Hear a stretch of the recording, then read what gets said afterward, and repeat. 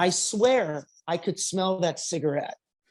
I swear. And maybe it's my mind playing tricks on me because I wanted to smell that Marlboro Red so bad. Yeah. But the $15,000 Marlboro Red. Yeah, we could smell that cigarette. We're like, this guy is cooler than we will ever be, you know? I appreciate you being here. Actually, my brother-in-law interviewed you before for this podcast. Yeah, and bringing it backwards, like, yeah, I do. I remember the conversation when my record came out. It was a really special one-on-one talking about, you know, obviously all these songs, but I think that it was supposed to be scheduled for like 20 minutes, and he and I just kept talking, and it was such a great visit. It was a good one. So I'm just grateful that we get to pick up where he left off, I guess. Yeah. I mean, and I would love to hear a little bit about your story, just because I didn't hear it the first time. I mean, I watched the interview, but I would love to kind of elaborate a little bit on that, if that's cool with you. Well, absolutely. I mean, what do you want to know? Because it's I could kind of give you the Reader's Digest, quick Cole's Notes version of it, or I could really, you know, take you on a pretty cool journey about how this all started for me. Because I'd love to jump on the journey if you have time.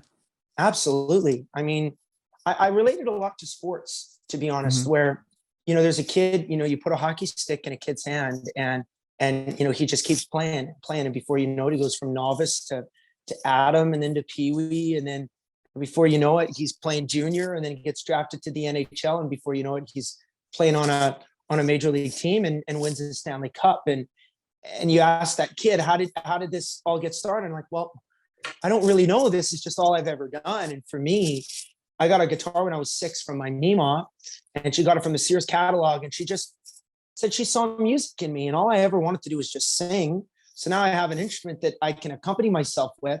And I never took a formal lesson. I just would sit on the island or the counter right by the radio.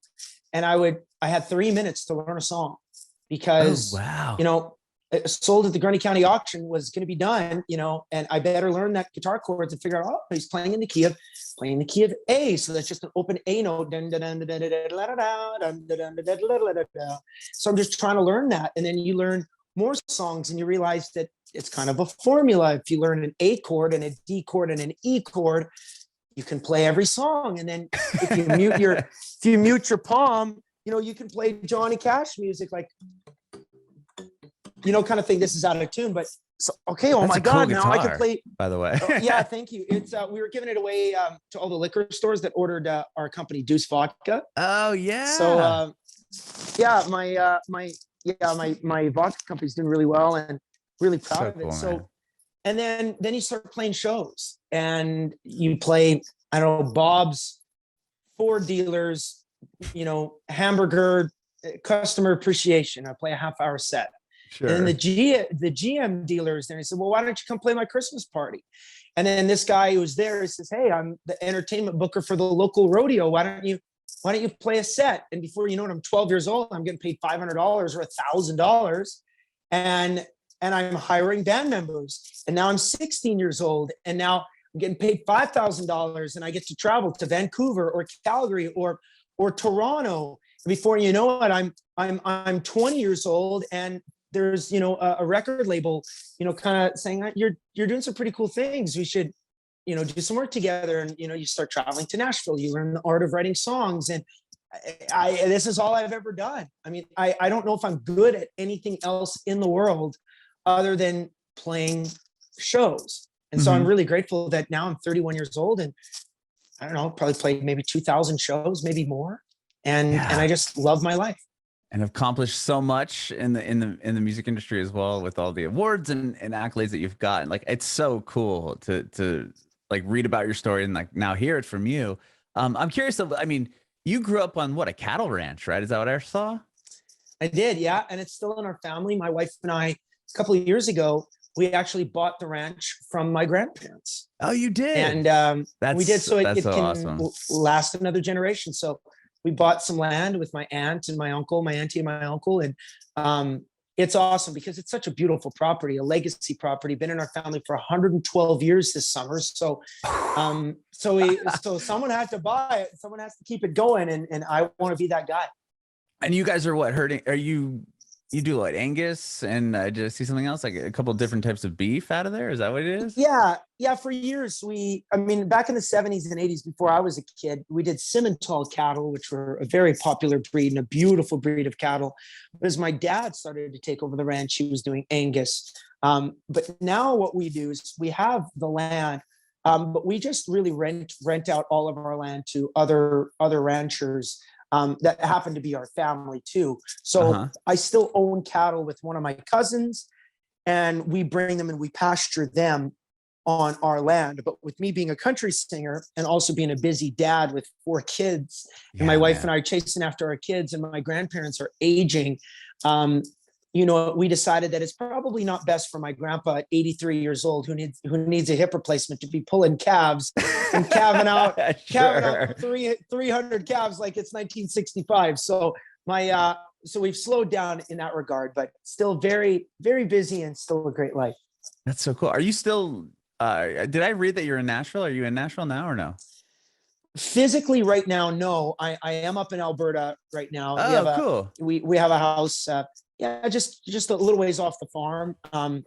But we split our time between Nashville. But of course, with COVID, we didn't go back to America for 2 years. So we hunkered down up here to be closer to friends and family. But now we're really reintegrating into Nashville, this year and into 23, and are probably going to relocate and move our family back down again. Okay. I was wondering about that. Yeah, because the COVID restrictions were really kind of weird you're jumping across countries, right? I mean, it's with Canada and everything else. I know early on it was like you had a quarantine in like a hotel or something for like weeks on end if you wanted to come over here and back.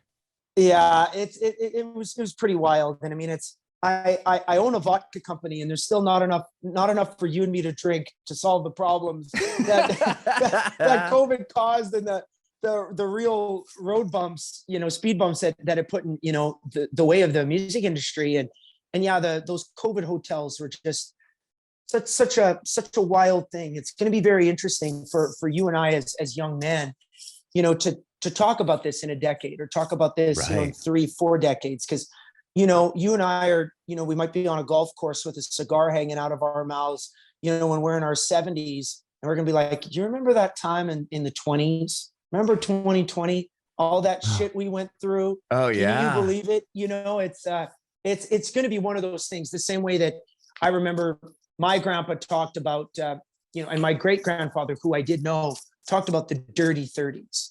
Now I remember him talking about the dirty 30s, 1930s. Exactly. And now here we're going to be talking about the wild 2020s. That's so wild. It's crazy to think. And like, I have young kids too, or one 6-year-old and the other just turned 14. And it's thinking like they had to go through school, like in the beginning of school, with this whole like virtual learning. And like, I mean, it's wild to think like what their heads are going to be wrapped around when, like, oh my gosh, remember when I had to like stay inside for 3 months? I mean, 2 years or whatever it was, and wear a mask and all this other stuff. It couldn't see my friends. Like, just thinking about being that age, like, it's nuts. Yeah, it certainly is. And I know that it has already, affected the mental health of our entire society in a bunch of different ways. But I think it's important for you and I as parents to do our very best to coach kids, help them understand that a lot of this was out of our control. And you know what? And now we have to make up for lost time. You remember all those times where we couldn't do all the things that we wanted to do? Well, now it's important to get back out there and join those sports teams and really cherish our friendships.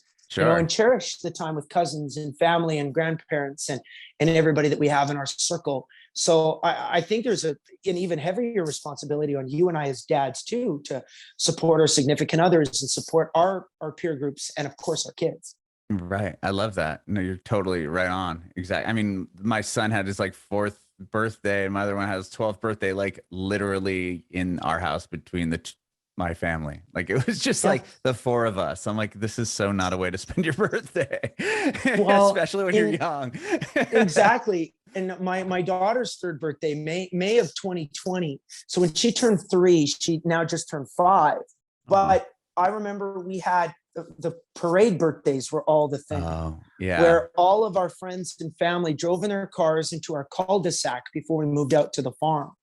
Drove in the cul-de-sac, and we set up, lawn chairs on the driveway. And my wife is so beautiful with such an incredible heart that she set it up with flamingos and palm trees and plants that we bought from the store, fake plants. So we decorated our driveway to be this circus inspired, beach inspired extravaganza. I love that.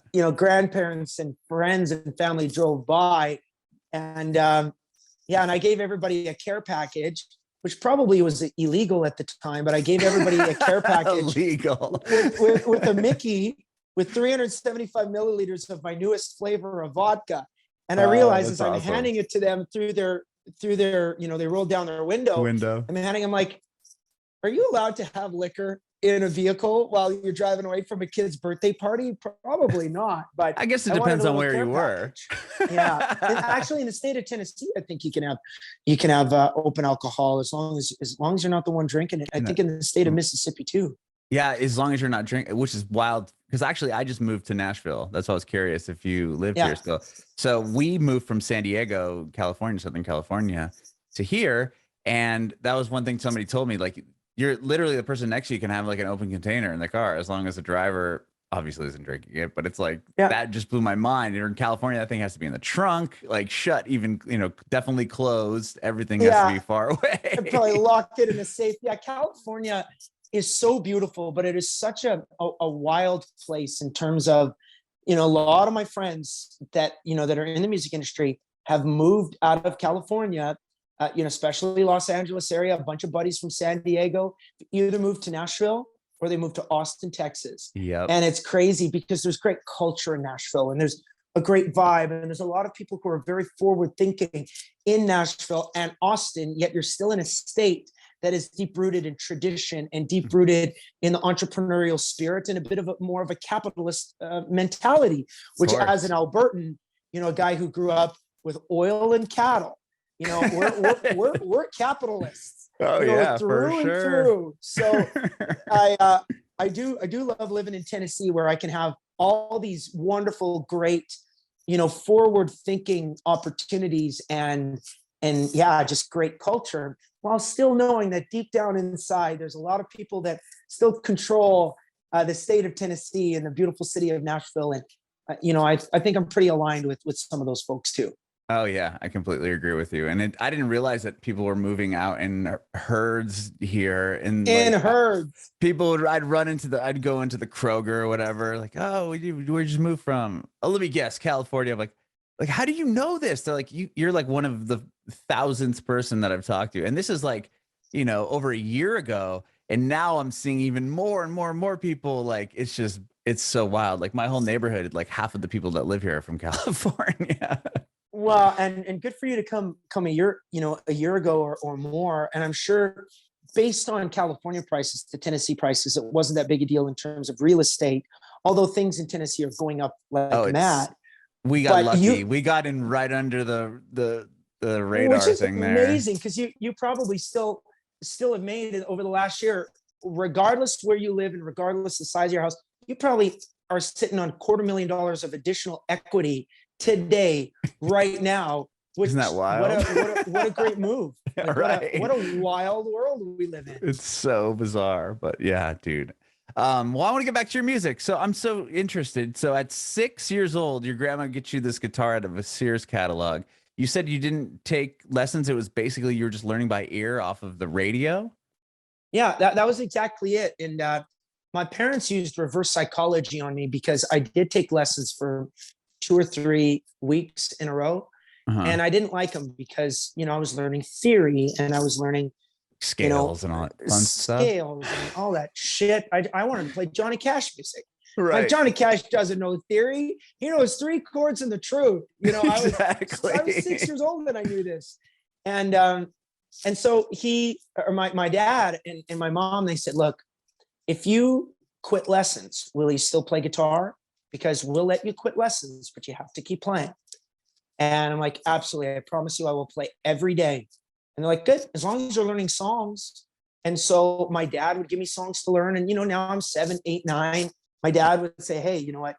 I know how much you love country music, son, but, there's a whole other world out there. So he took me downstairs to his record collection, and we would listen to Eagles and CCR, Bad Moon Rising, and the Doobie Brothers, and a bunch of great Canadian bands like April Wine and Bachman Turner Overdrive and the Guess Who, and in a D chord,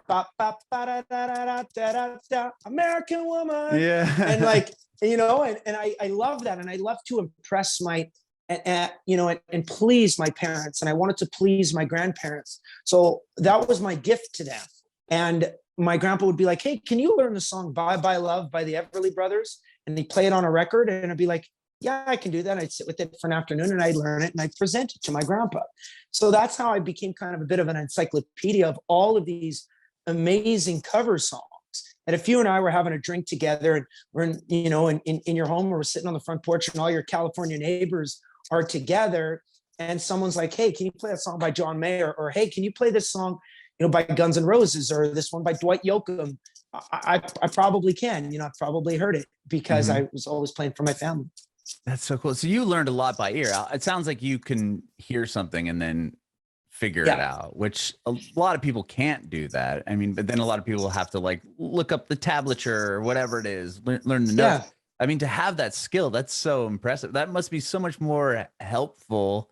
Did you ever learn to read music, or were you like, I don't need to because I can just hear it? No, I felt that learning to read music would have taken me on a different path, an extraordinary path. Don't get me wrong, because if you can read music and you can tell, your brain can tell your fingers what to do based on what you read, that is an extraordinary skill set. Oh, sure. And those who play classical music or play in symphonies and orchestras are elite musicians, far greater than what I will ever be in terms of music. But the reality is that once you know that, you're really confined to what's on the page. And I'm on a more creative path. Sure. And the creative path allows me to hear with my ear and determine whether or not I'm actually going to play what the guitar is actually playing, or maybe just take a bit more of an approach with what the bass guitar is playing, laying down the foundation of the song. Or I'll take an opportunity to say, okay, the fiddle is doing this really interesting thing in the background. And if I just play a little bit higher up on the strings, I can mimic that. So I can make my sound a little bit more full if I'm just accompanying myself. Whereas if I just got the sheet music for George Strait's Amarillo by Morning, I'd have to play just what the acoustic is, and I wouldn't be able to deviate from that plan. And I'm definitely a guy who does not want to be in a box or be confined to a box. I want to destroy the damn thing. I love that. Yeah. Well, you're right. I mean, creatively, if you're looking at a sheet of paper, you're almost learning, okay, if I see this, I'm going to play this. And you might even put yourself in a box even more when you're looking at it, because it almost becomes more like a mathematical thing, right? I mean, these things go together, and then this goes together like this. And then if you're only thinking that way, you won't try to experiment otherwise when it comes to theory and what notes should go with what. And I feel like there's, here in Nashville, 1 million great players that you could go and be like, I need a bass player, and you're like, here's how the song goes. And then they know all the theory, they know all the things, they can make it sound however you want it, like, in a second, but not, your brain is working a totally different muscle than that. Yeah. And Nashville is an extraordinary hybrid of both cultures in music, and both paths, as I was describing, and exactly as you're describing, because you have these great bass players and these great drummers and guitar players and fiddle players that are the best on planet Earth in the category of country music, and the best of what they do. So in Nashville, years ago, there was a number system that was developed that is called the Nashville number system, where it's based on instincts, but it's based on theory, but it's not really notes. It's just your chord, and it allows you to interpret, but you know where the song is going to go. So to explain it properly is, in theory, if I'm playing in the key of A, A is my 1. So if the key is A, we're going to say this is Brett Kissel's new song, and it's in A. So you have, anytime you play the note A or the chord A, that's a 1. Then B would be 2, C would be 3, and D would be 4. And in theory, it's A, D, and E, 1, 4, and 5. So you play, the intro is 1, 1, 1. So 1, 1, 1, 1, 4, 4, 4, 4, 5, 5, 5, 5, 1. And so you write that down on the chart, and your drummer, your fiddle player, your steel guitar player, your guitar player, they know it. So they know, all right, here's the intro. It's going to be 11:45, which means 1 bar of 1, 1 bar of 1, 1 bar of 4, 1 bar of 5, bring it back to 1. That's the intro. So I can holler that out on Broadway today at Tootsie's. All right, boys, we're going to do Working on My Next Broken Heart by Brooks and Dunn, key of G. We're going to go to the 5 for the intro for 2 bars. 1, a 2, a 1, back to the 5 chord, which is D, back to the 1, which is G. And that's how you play it. So it's this theory, and it's only in Nashville, called the Nashville number system. That is so incredible. I've talked to so many people and so many musicians, and a lot of them that have been here or lived here, and no one's ever told that story. That is so incredible. I always confused. I was wondering, like that and like jazz, where it's like, how do these people just know what everyone else is doing and where they're going, and it doesn't sound like a total disaster?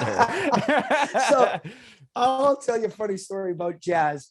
And everybody listening and watching is going to be so angry with me about what I'm about to say, but it's from my kids. And so I was playing them some jazz, some really improvised jazz. And of course, they understand the structure of country music. You have an intro, a verse, a chorus, a solo, a verse, a chorus, and then you're done. Mm-hmm. And my son, Leo, I'm playing him some improvised jazz just to see what he's thinking. He says, Dad, why are they playing so many notes? They're playing all the wrong notes. And I'm like, son, that's jazz. Oh, I don't like jazz, he says. But it's so true. It's like, I don't even know how to follow along with these. It's a totally different world for me. I love listening to it, but like it just blows my mind. 'Cause I'm like, how do these people just know and feel and feed off what everyone else is doing and make it sound good? And even with that, with going into, you're playing with probably new band members. I mean, especially early on, maybe, I mean, you probably have a solid group of people now, but in the beginning, you're like, okay, this is kind of how my song goes. And then they have to know it like instantly. Well, and they do know it instantly based on the instincts that we all develop over time. And so from the time I was 6, but really getting into guitar, 9 or 10, to where I'm at right now, the instincts that I've developed and that a guy like Brent Mason, who's one of the best guitar players ever, or you look at Keith Urban or Brad Paisley, their instincts, they just automatically know instinctually that song is going to elevate in the chorus. So if you're playing in the key of G, it's probably going to go to the key of, it's going to go to C, for the chorus.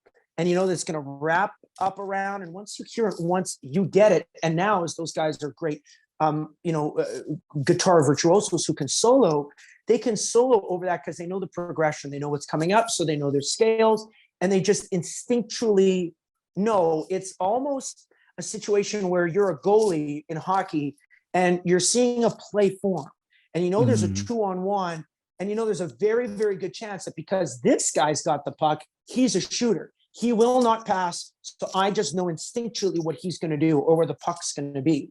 The great wide receivers in the NFL, and Tom Brady, who's such a great quarterback, he just knows he's going to throw to this area, and the wide receiver knows to a degree based on the plays that they run and the instincts that they have, that if I run this route and I go post and I'm just going to go to the back corner of the end zone, there's a very good chance I'm going to look up and that football is going to hit me right in the numbers. And you just know that. So when Brad Paisley is playing a song that he's never heard of mine, and he calls me up on stage like he did in this random city in Indiana that I opened for him, he brought me up on stage and he's like, play one of your songs. And I know for a fact he's probably never heard it. But I do the intro and he's just playing a little bit quieter. Then I look at him for a solo and he nails the most extravagant guitar solo because he just instinctually knows where the song is going to go. And that is true raw talent.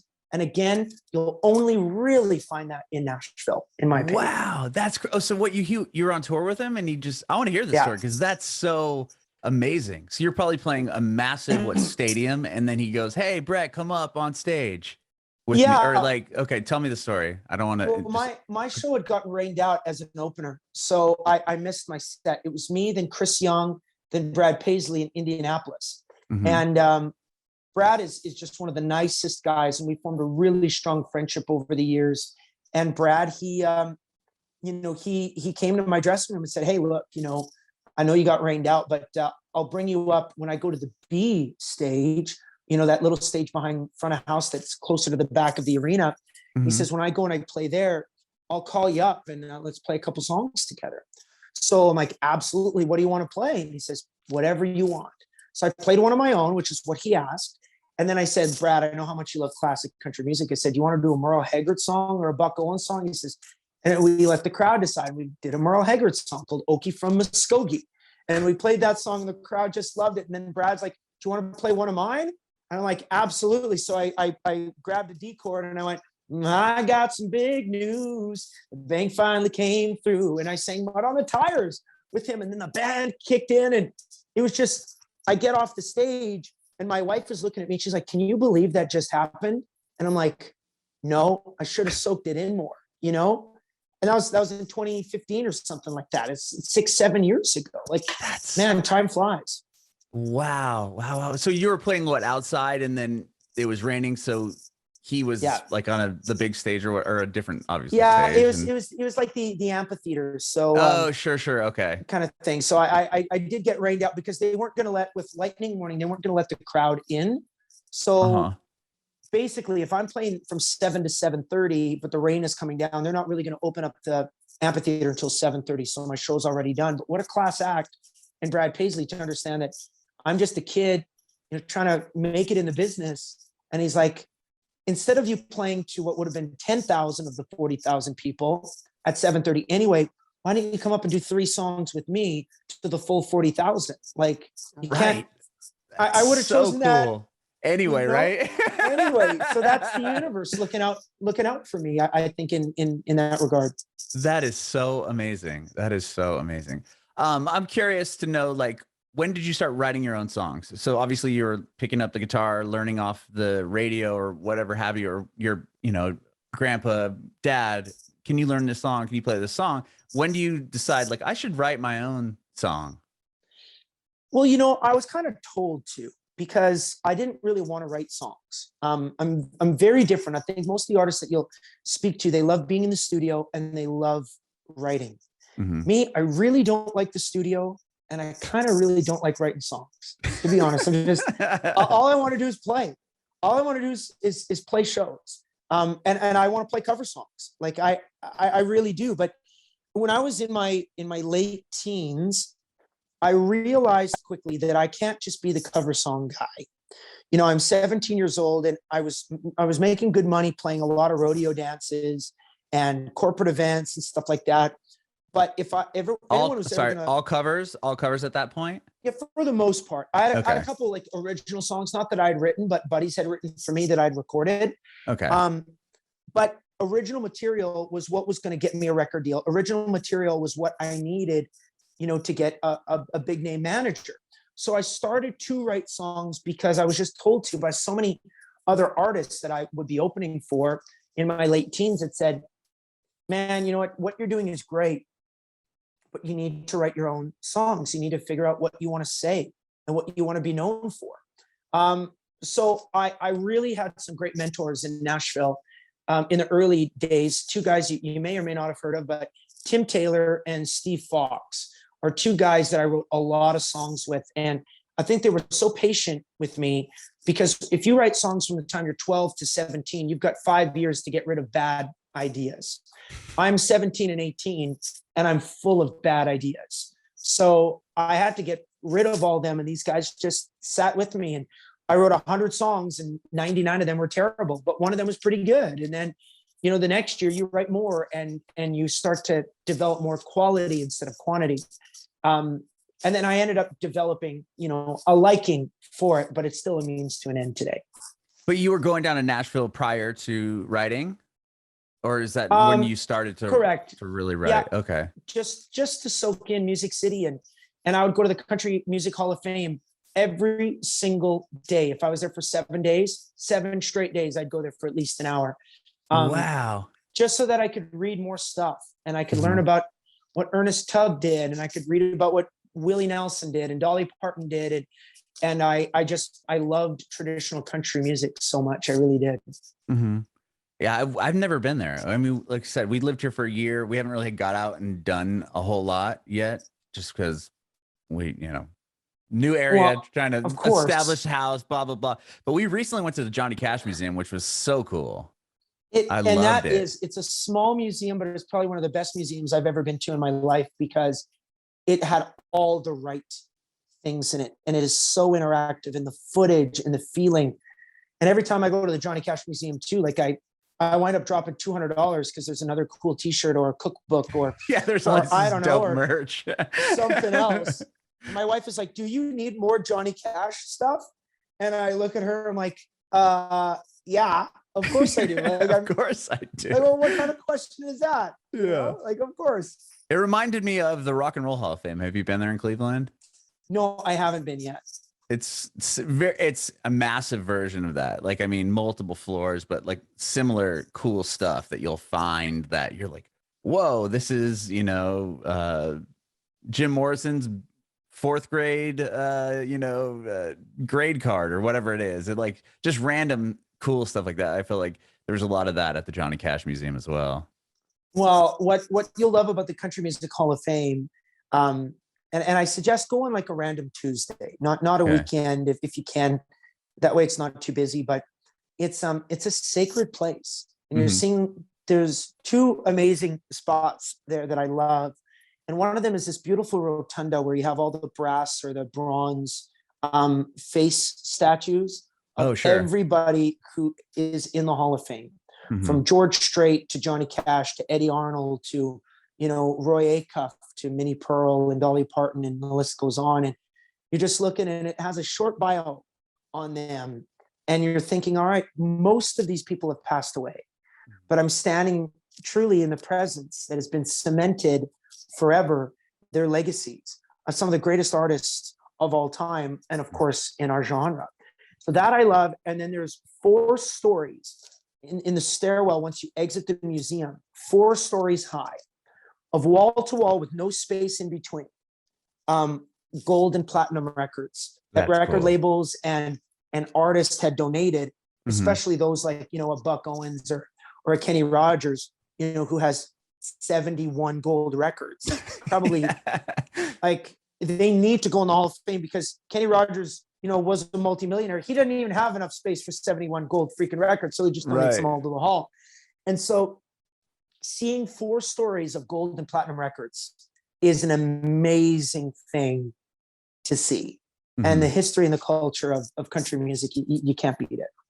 And you have a handful of them as well. So maybe, you'll have your face in there one day in a plaque. Well, pretty lucky. Maybe in the Canadian Country Music Hall of Fame, but I got to sell a few more records and have a few more hits stateside. And I think maybe that's where you come in. That's why I love these conversations with platforms such as yours, with such a great reach, around the world, but especially in the States, to be able to tell my story and stuff. I'm very grateful for that. And you play a really big part in it. So I appreciate that more than you know. Like, thank you. So, and I love the fact that you're here, and I love the fact that you're back on here. And that means so much that you wanted to come back and do this again.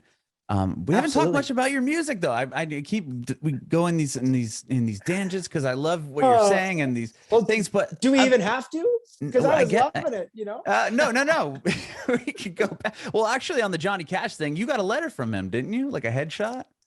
Yeah, I did, because this is being filmed, correct? Yeah. Like, well, I'll show you real quick. So this is the photo right here. Well, with the glare, let's take it off the wall here. Oh, wow. So when I was a kid, June Carter passed away in May of 2003.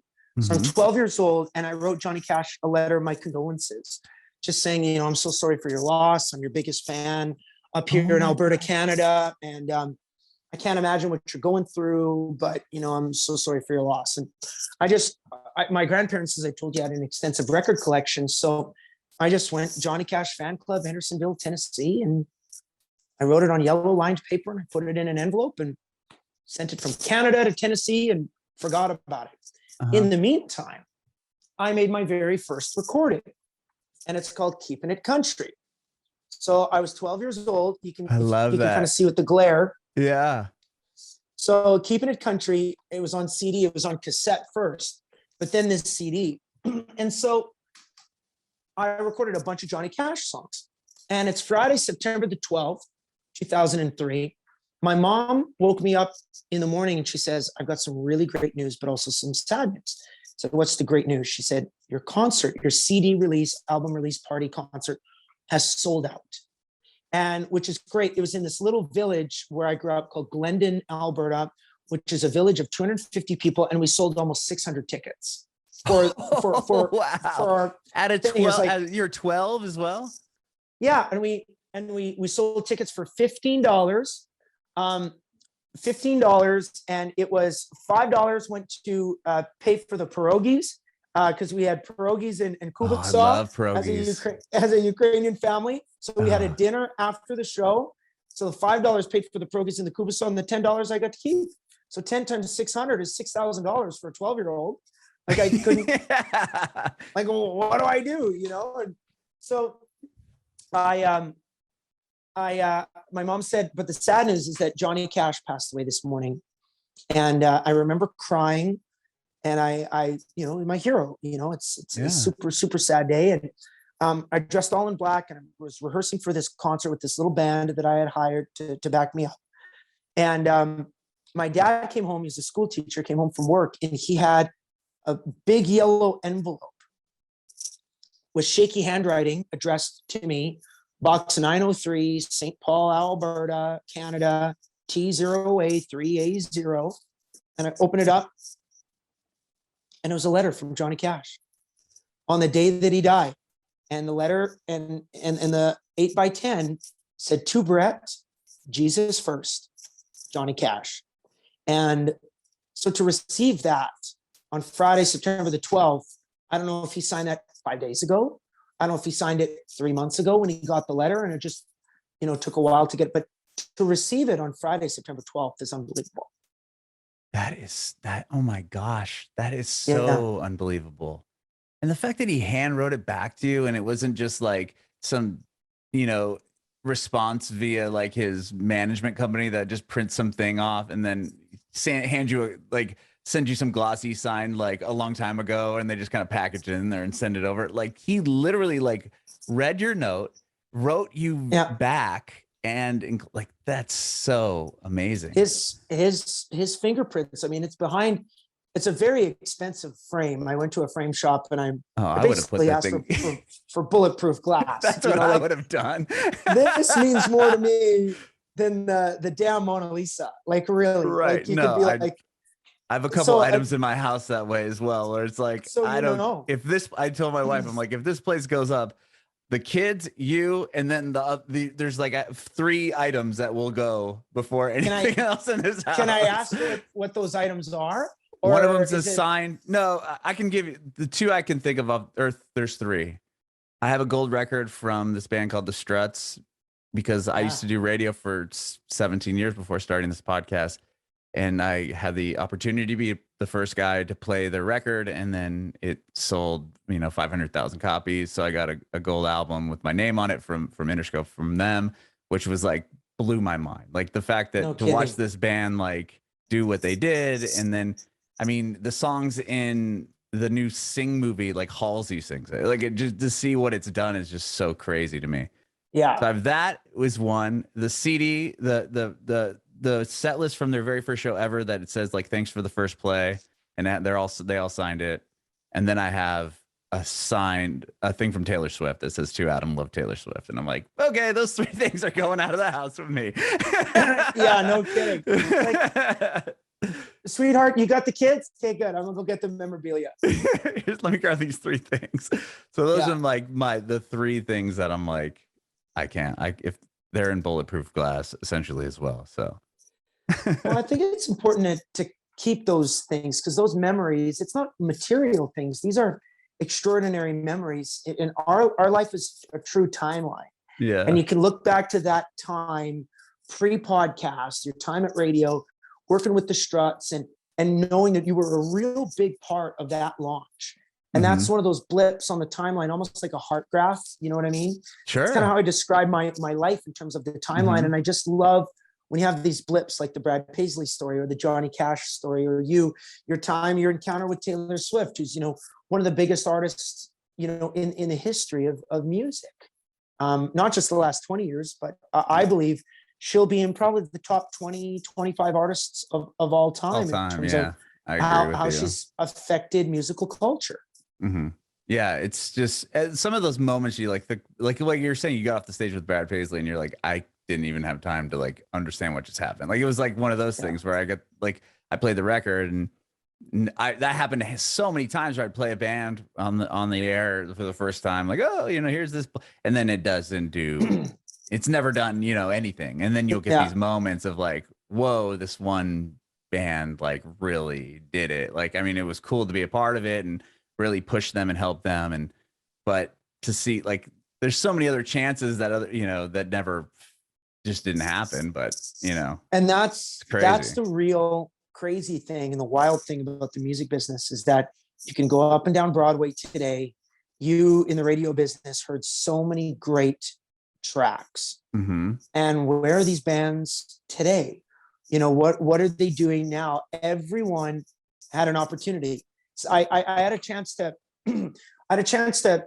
spend a little bit of time briefly with Steven Tyler at a fundraiser up in Calgary, Alberta. And I'm talking a brief moment in time, but what he told me, when we kind of got into a bit of a conversation where I was really asking for advice, but I didn't want to be like, give me some advice. But what he ended up alluding to is that anyone has just as good a chance of being a superstar as anybody else. And everybody comes from somewhere. Wayne Gretzky, small town, Brampton, Ontario, and became the greatest hockey player ever. Greatest hockey player ever. Everybody to a degree has humble beginnings. LeBron James, Michael Jordan. You look at Dolly Parton is from, the hills of Tennessee. And who'd have ever thought that she'd be this icon? So Steven Tyler, from, I know he's from Boston and in the Boston area. And so you think about that, it's like everybody is from somewhere and everybody has an opportunity to be successful. So that really kind of gave me a kick in the ass and lit the fire under me too, to understand that just because I'm from a farm in Flat Lake, Alberta, in the middle of nowhere, doesn't mean I can't make something of myself. I don't have to be from New York, or I don't have to have a rich parent. I can do this. So what would you say, like, speaking to that, like, what was there a moment that kind of landed that way for you that you were able to capitalize on and didn't really even realize what had happened until maybe it started to really work out for you? Or well, if I think about all of the songs, to go back to what you were saying about radio, and you're playing these songs and some of them just don't get traction. I remember the first time on the national scale when my first single was played and how it immediately got traction. And to a degree, I don't know why it did, because there's so many other great songs out there. Why not them, and why me, or why me and not them? I mean, I felt that we had all the recipe for success in terms of a great song. But when there's a million great songs, why does mine rise to the top? I still don't know, but because it got so much traction, that was a moment where I'm now traveling across Canada, or I'm in a shopping mall, or I'm in an airport, and people are starting to recognize me, or I'm hearing this song just on a Spotify playlist that just happens to be the Calgary airport playlist. And my song is on there. And with my wife, or I'm with my buddies, I'm on my way to a bachelor party, or I'm on my way with my band to a gig. And there it is. That's my song. And that was a really crazy moment to think like, I'm everywhere right now. And it was a very, very surreal experience to think that, wow, this actually might get some momentum and keep going. Yeah. Was it hard to kind of, initially like understand what was, and not, I guess understand, I don't know the word that it would describe it, but like when people are now coming up to you and being like, oh, hey, Brett, like, I love your song. Can I get a picture with you? Or can I, like kind of that happening? Was that hard to like digest? Was it weird? The only weird thing about it, or not strange, not weird, not strange, but the only interesting thing about it was that it started to happen a lot more often. Because of course, as a kid who was playing locally and I played so many shows, everyone in my hometown knew what I did. Right. Then when you graduate, everyone in my home city of Edmonton, Alberta, kind of knew who I was and what I did, not in a conceited way, but I played so many events that someone would wind up seeing me the next Monday. I'd be at a hockey game and be like, hey, I saw you at that fundraiser, for kids with cancer, on the weekend, you did a great job. So that was always happening in my teens, but it was the most unique when I'd be in downtown Toronto at the Eaton Center, which is the big mall in downtown, or I'd be at a Blue Jays game in Toronto, or I was in Vegas, and granted these were Canadians, but I was on a bachelor party with the boys in Vegas, and we're coming out of an Aerosmith concert, and there was this pod of about a dozen people, 6 couples, and they were like waiting for me and my guys all to come out because they had seen us kind of on this VIP area at the side of the stage. They're like, we recognized you. We're from Halifax, Nova Scotia, or we're from Newfoundland or whatever. Like, we saw it was you. Can we get a picture? And I'm like, that's wild to me. Las Vegas, Nevada. Like, I feel very much like I'm still a farm kid, I know, just like after this podcast, I'm going to go and help my dad and our handyman, Mike, go fix our barn, like it is so still cool, a little bit surreal. I love that. Speaking to you saying earlier that like playing live is your thing, right? You love playing live. You love it more than being in the studio, more than writing. Like, how crushing was it that you couldn't play for and how did you fill that hole with COVID happening and then the world shutting down for nearly over 2 years now? Well, it was devastating, especially for us here in Canada, who, you know what, and it's again, it's such a polarizing topic. But for me, on a personal standpoint, it was very difficult for me to figure out what my true value was and to the world. Because if you take a stage out from under my cowboy boots and you take a microphone out of my hands and a guitar from off of my shoulders, what good am I really? I was really good at music, but I don't have any other skills. I have nothing else to fall back on. This is my bread and butter. This is my life. And now it's gone. And I didn't know how long it was going to be gone for, and now, so, but then you realize that likes on Instagram just don't matter. And maybe streams on Spotify don't matter as much as they used to, because there's something really big going on in the world right now. So I had to truly restructure my entire mindset. And I think that to a degree, I'm just kind of getting out of that fog and out of that funk right now. I've tried to remain positive. I love my family. I've got an extraordinary wife, and I love my life and my ecosystem here. But you know what? It was just such a strange, out of body, out of this world experience to be shut down and cooped up, go from 300 days gone every year, no matter what, to 365 days straight at home. Very, very interesting. Were you writing quite a bit that way, or was it just at what point do you come stir crazy and you're like, okay, I should write? Or was it pretty quickly on that you're writing songs? Or my managers told me, you've been given a gift, start writing songs. And I didn't want to write at all. I procrastinated, and I was like that old bull in the field that you need to bring home from pasture. And he's like, screw this. I'm living out here. I'm retired. I'm done. I literally felt that way. I had nothing to write about because everything was about the live show. I would write towards the live show. Even if it was a ballad, I wanted to pull on the heartstrings of my crowd.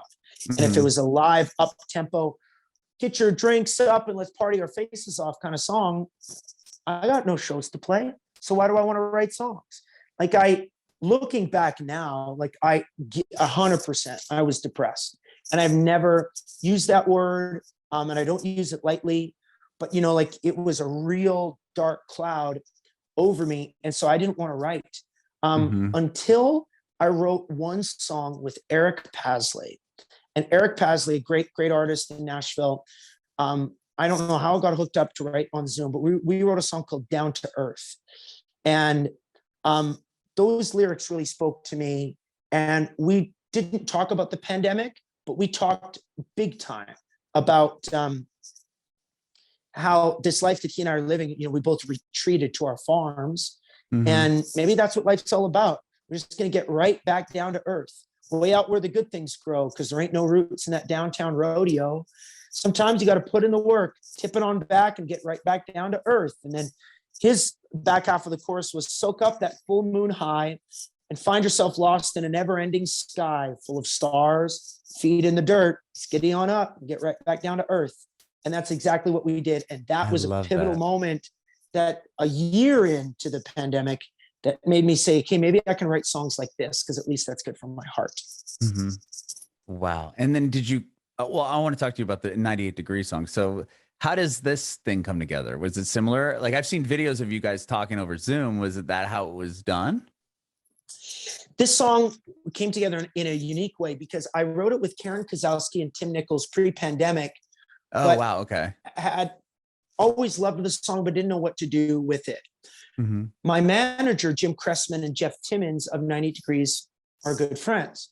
Jeff reveals in a conversation, or maybe while they're working out, I don't know, says, we were thinking we might do a country record one of these days.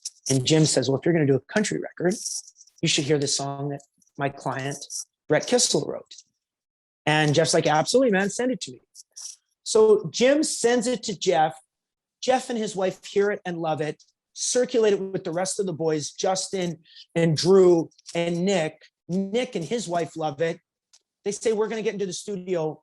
Let's record this. But then their plans fell through to do their own country record. So Jeff reaches out to Jim and says, we still love this song. Do you think Brett would want to do it with us?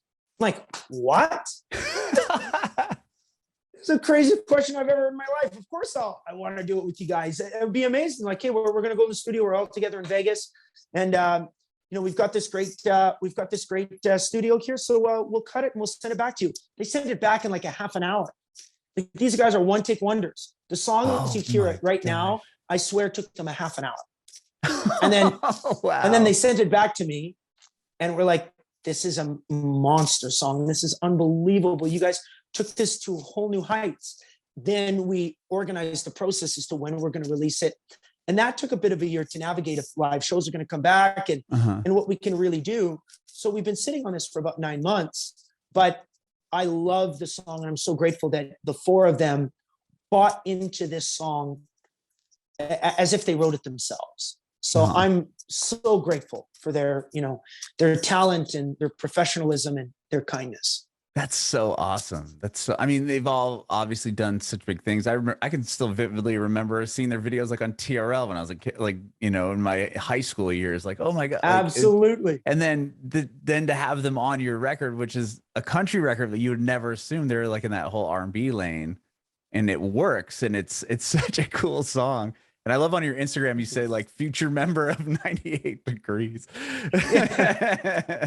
Well, I mean, all the big boy bands have 5 members, right? So yeah, what happened? Well, I'm hoping that the boys will, even if it's just for a day, if those guys can go, to Staples and get one of those certificates and write in a Sharpie, Brett Kissel, honorary member of 98 Degrees.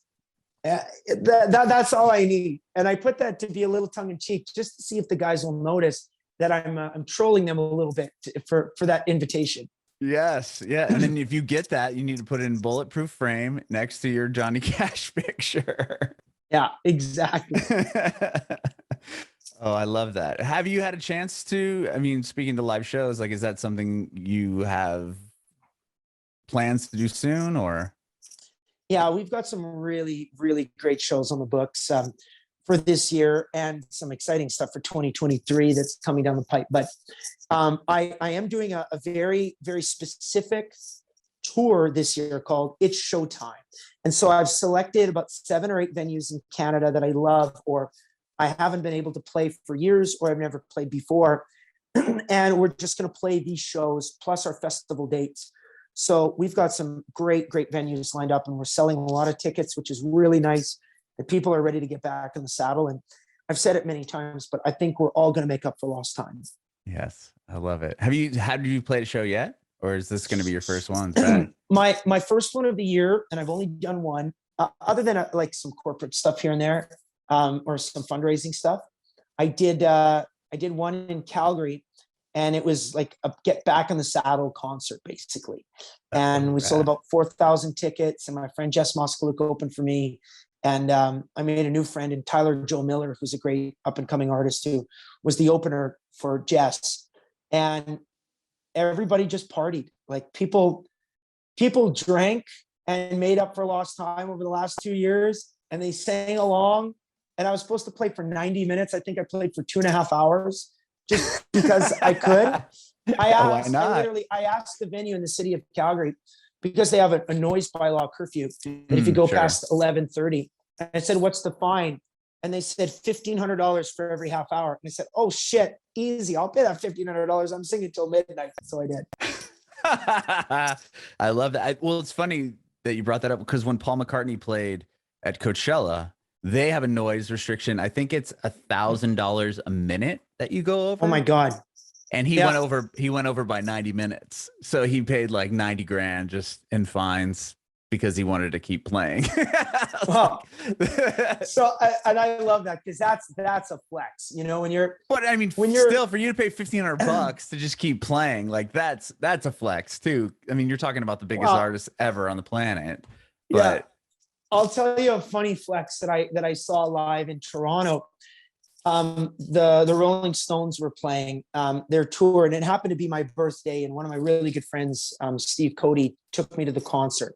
Mm-hmm. And Keith Richards, you know, Mick Jagger's the best front man of all time, and Sure. Keith Richards, though, he took the mic for one, and he grabs his cigarettes that were rolled up in his sleeve here, like it's 1950s, and he grabs it, looks like this, and he grabs one, and he says, "They say it's a $15,000 fine if I light this up." And the crowd's buzzing, and he goes like this, and he lights it up. He takes a drag and he puts it in the headstock of his Telecaster, and then he starts playing the next song. Oh, and that's awesome. like I'm in the suite, but I'm way at the opposite end, right in front of the stage, but in the furthest end. I swear I could smell that cigarette. I swear. And maybe it's my mind playing tricks on me, because I wanted to smell that Marlboro Red so bad. Yeah. But the $15,000 Marlboro Red. Yeah, we could smell that cigarette. We're like, this guy is cooler than we will ever be, you know? That's so awesome. That's a great story. Oh man. Well, Brett, dude, thank you so much for doing this. This has been so much fun. I am so happy that I was able to chat with you today. I loved it. Thank you. It was a great conversation. And I know my publicist is going to say, "You should have talked more about new music," but we were too busy having a great conversation about life and parenting and music. And I really enjoyed it. I haven't had one this special or this in depth in years, maybe since the last time I was on the Bringing It Back podcast. I love it. Well, real quick, now speaking to that, I want to know, to your new music. You have obviously 98 Degree song. Do you have a record in the works? I am working on a new project that will hopefully be out kind of early November or late October. And it'll be, I posted one little thing about it a couple of weeks ago, where I said, I'm in the studio working on the most extraordinary and extravagant record of my life. And it'll be unlike anything I've ever done. It's very difficult to describe, because I think you and I need an hour just to dive into kind of the headspace that I was in to make this record. I've never been more excited, because I'm not a studio guy, but I've never been more excited about this. It's going to talk really about all the different sides of me as a human being and as an artist. So now that after COVID, I realized there's no rules anymore. So let's just make this extraordinary record that really hits all the different sides of me as a person that I'm really proud of. And I want to, you know, double down these efforts on all these different sides of me, and have the courage to do that and not just be confined to the box that I've been confined to over the last few years. So the record's coming out. You said, oh, now I want to hear the whole story. So I'm going to have to set up another interview with you. You have to come back again. I think you will, because there are a lot of great stories and great, you know, universe moments that have happened with the making of this record, and with the direction that I'm choosing to go down. I'll tell you my working title right now. It's called The Compass Project. And so it's about my internal compass. Excuse me. It's about my internal compass. Yeah. Okay. Well, I would love to have you back to dive really deep into that, because now I'm just so fast. I'm so excited to hear about it. So yeah. Before November, you're coming back on. Yeah, I promise you I will. We'll dive deep into the record, because yeah, I knew that the 98 Degree song was out. I figured you had probably a project coming, but now I feel bad that we didn't dive deep into that. No, it's not a problem, because it's still so much in the works. But you know what we should do is closer to release. You know, I've got a home in Nashville. Obviously, you're in Nashville. Let's get together, whether it's your place or my place, or we pick a really unique venue. Maybe we can rent a room at the Country Music Hall of Fame, and we can be in that rotunda, and let's talk there, and let's do an episode there. Oh man, I love that. I love that idea. I was gonna actually, dude, great. Okay, we'll talk about it in just this. Yeah, we'll talk about it. Real quick, one more quick question for you. I want to know if you have any advice for aspiring artists, and I'm so taking you up on this in-person thing. Okay, for sure. Give me a second, because I got a bit of a frog in my throat. 5 seconds. No, go for it. I know I've had you talking for over an hour. I'm sorry. Please don't apologize. Hard work pays off. It's as simple as that. Because in this business, if you use me as an example, and a very low-level example, I know that I'm not the best singer. Shea Mooney is the best singer. Carrie Underwood, they're the best singers. I know I'm not the best guitar player. That's Keith Urban and Brad Paisley. I know I'm not the best entertainer. I love to entertain, but I know I'm not the best. It's Garth Brooks, you know, it's that level. But I know I'm not the best songwriter. That's Alan Jackson. That's Hardy. That's Morgan Wallen. But what I do believe I'm really good at is connecting and working hard. And if I can work hard at all my different craft, you know, areas of my craft, I believe that there's a reasonable chance that I can be successful. And so if you were driven by those statistics for success, and success is different to everybody else. My version of success is different than yours, different than the next artist. But if you can work hard, that's where you're going to get those opportunities. So continue to work hard. That's the only thing I really know. And I can really speak to truly. And it goes for not just aspiring artists, but any business, oil, cattle. If you're a teacher, if you're a nurse, if you're in entertainment, if you're in arts, it doesn't matter what you are. If you work hard, you will be successful. So it's just hard work. Bringing it backward.